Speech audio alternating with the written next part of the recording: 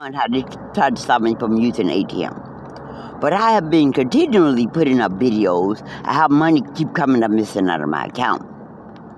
And it's not on receipts. Now, I have a problem with number one. It's been the third I withdraw the money, and the receipts have already paid it out, so you don't have proof. So from the third, it's been less than 30 days, and the receipts have paid it. That way, when they ask you for something, you don't have proof that you have that amount of money in the account. Understand what I'm saying? All the receipts have paid it out. Look at that one. It doesn't even show us from a bank.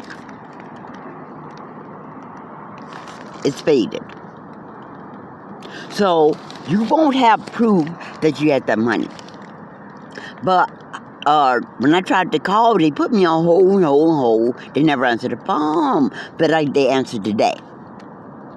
And like I said, I had a problem because they withdrew 85 cents every time I used the ATM. But the problem was not the 85 cents from the bank.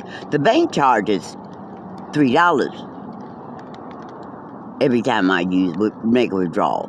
But they were charging 85 cents. But they were doing it secretly because it was not on the receipts. But I always do all the figures once I withdraw my money to see what they secretly stole. So every time the bank took $3, they took 85 cents. Now my problem that I had with them, I was asking them, why are y'all withdrawing a secret 85 cents when I never had any notice that y'all were taking this extra money? And why doesn't it show up on the receipt?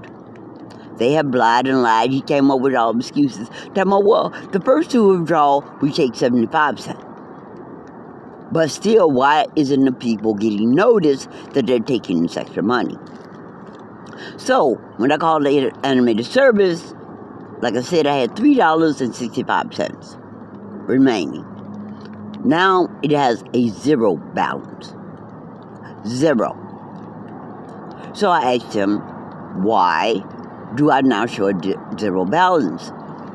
He says that on the 15th, and you guys know, I don't mess with these things, that I withdrew, I paid a TV company $2.99 for some kind of service. You guys know I don't have a TV. I don't have a TV.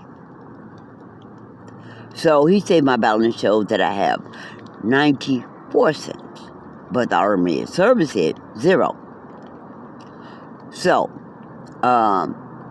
he says that the TV company charged $2.99. If that's the case, if I had $3.63, I should have 64 cents left, not 94.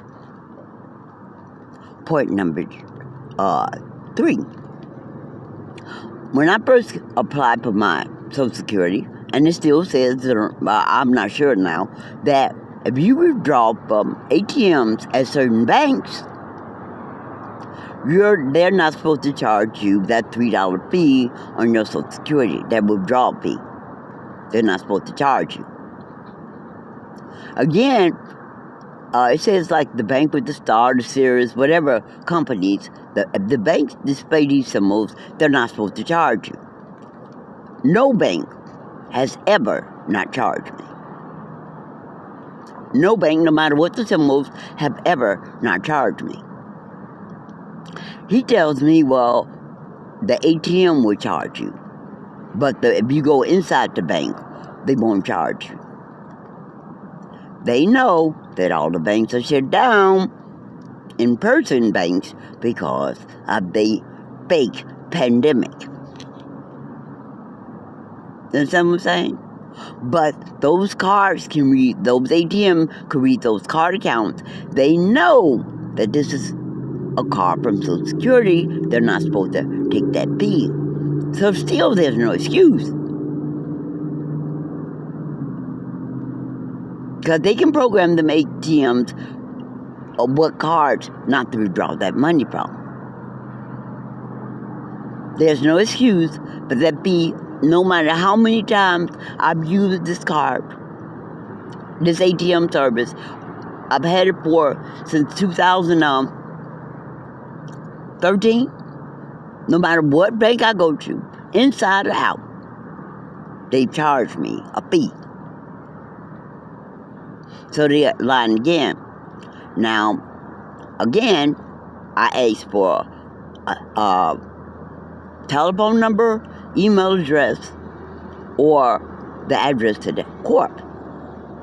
And like all these other companies, not just Direct Express, all these other court companies, they don't have a telephone number.